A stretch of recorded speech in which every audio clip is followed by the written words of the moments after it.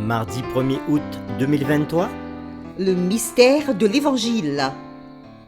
nous vous accueillons de nouveau sur votre chaîne L'Aventure dans la Parole. Nous partageons ensemble chaque jour des réflexions importantes pour notre foi en Dieu. Nous prions pour que, aujourd'hui encore, par le Saint-Esprit, la paix et la grâce de Dieu nous soient données dans l'étude de sa parole.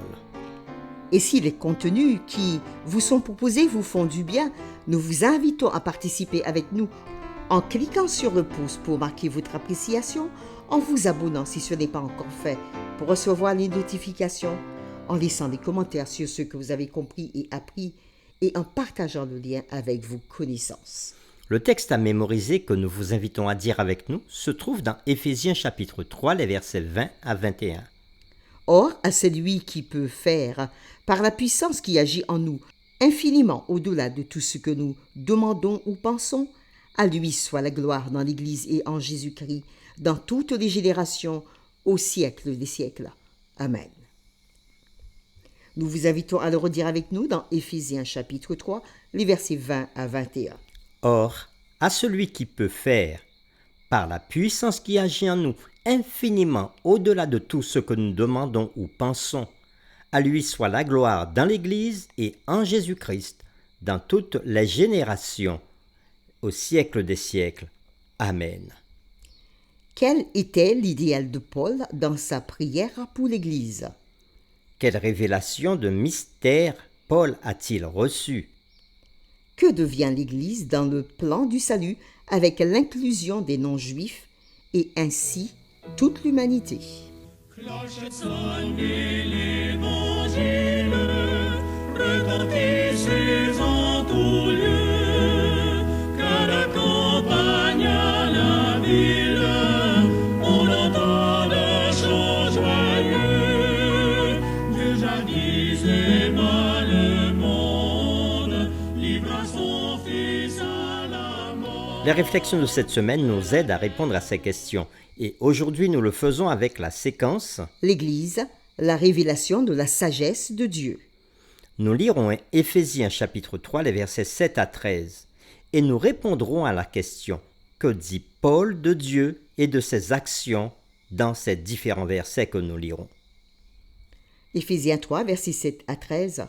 Ce mystère, c'est que les païens sont co-héritiers, forment un même corps et participent à la même promesse en Jésus-Christ par l'Évangile, dont j'ai été fait ministre selon le don de la grâce de Dieu qui m'a été accordé par l'efficacité de sa puissance.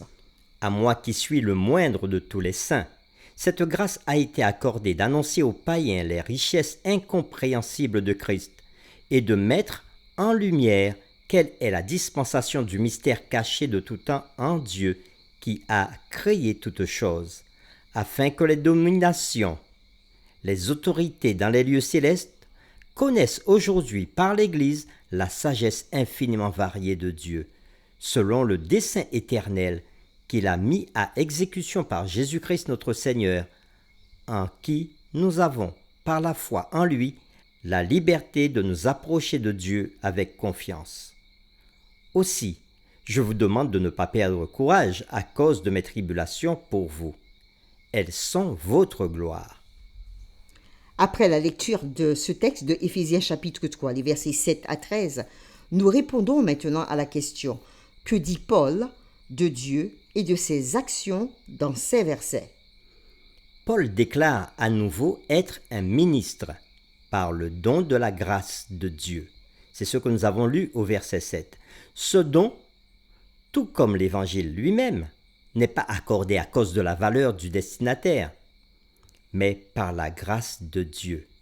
Paul souligne ce point en se décrivant comme le moindre de tous les saints, au verset 8. Il y a une progression intéressante dans la compréhension de soi de Paul, ce qui est perceptible lorsque nous parcourons ces lettres dans l'ordre dans lequel elles ont été écrites. Très tôt, il revendique son statut d'apôtre divinement oint dans Galates chapitre 1, le verset 1.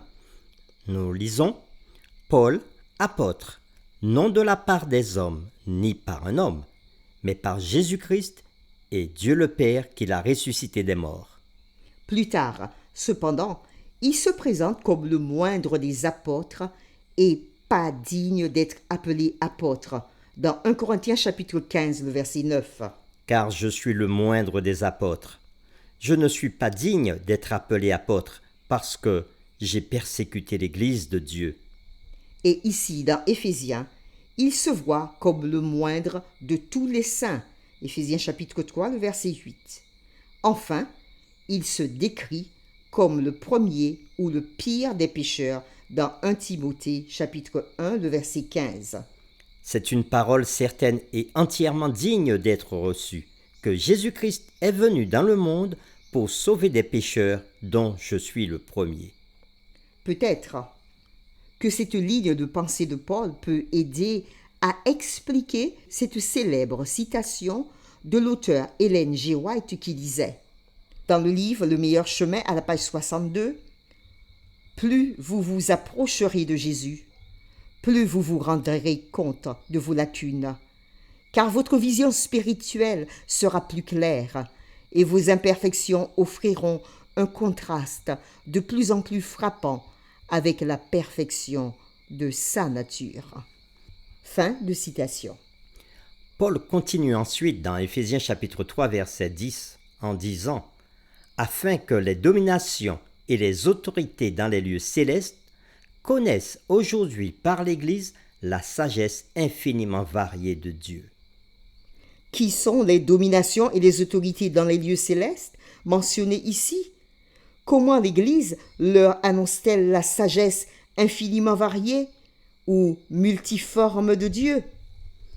Bien qu'Éphésiens chapitre 3 verset 10 ne décrive pas la nature de ces puissances, il semble préférable de les considérer comme les esprits méchants décrits plus en détail dans Éphésiens chapitre 6 versets 11 et 12 que nous avons déjà lus. Si cela est le cas, la composition de l'Église unifiant les Juifs et les gentils en tant que partie, autrefois très divisée de l'humanité, devient une annonce retentissante à ces dominations et autorités démoniaques dans les lieux célestes du plan de Dieu pour l'avenir, de réunir toutes choses en Christ, celles qui sont dans les cieux et celles qui sont sur la terre, telles que citées dans Éphésiens chapitre 1, le verset 10. Dieu les met en garde que son plan est en cours et que leur destruction est assurée. La nature même d'une Église unifiée signale leur défaite ultime. Pour terminer, réfléchissons à cette question. Si votre congrégation prenait au sérieux la description de la tâche de l'Église dans Éphésiens chapitre 3 verset 10, comment cela pourrait-il changer la façon dont vous et les autres membres d'Église vous vous comportez les uns les autres? Nous vous invitons à prier avec nous. Seigneur, tu es digne de recevoir la gloire, magnificence, parce que tu te révèles à chacun de nous. Tu appelles tes enfants à te connaître, à ceux qui t'acceptent comme Seigneur et Sauveur de leur vie. Et aujourd'hui, dans cette séquence, nous avons appris, avec l'apôtre Paul, sa progression de vie. Il y a une progression intéressante dans la compréhension de soi de Paul. Très tôt, il revendique son statut d'apôtre, divinement moins. Un ministre par le don de ta grâce. Plus tard, il se présente comme le moindre des apôtres et pas digne d'être appelé apôtre. Et ici dans Éphésiens, il se voit comme le moindre de tous les saints et aussi le premier et le pire des pécheurs dans 1 Timothée. Dans cette progression de pensée de Paul, nous reconnaissons ce que d'autres croyants ont expérimenté dans leur vie. Plus nous nous approchons de Christ, notre Sauveur, et plus la vision spirituelle sera plus claire, et plus nous voyons nos imperfections, et plus nous sommes purifiés par Christ Jésus. Et cette constatation, ce n'est pas pour nous décourager, mais pour nous montrer, nous croyants, que dans notre communion avec Christ et dans ses plans, nous participons à la sagesse infiniment variée de Dieu, révélée par Christ, pour montrer à toute domination existante que le plan de Dieu d'unité dans l'Église s'accomplit. Donnons-nous de rester connectés avec Christ pour que nos communautés de foi, qui est l'Église, la révélation de la sagesse de Dieu, se manifeste et se révèle. C'est au nom du Seigneur Jésus-Christ que nous avons prié. Amen.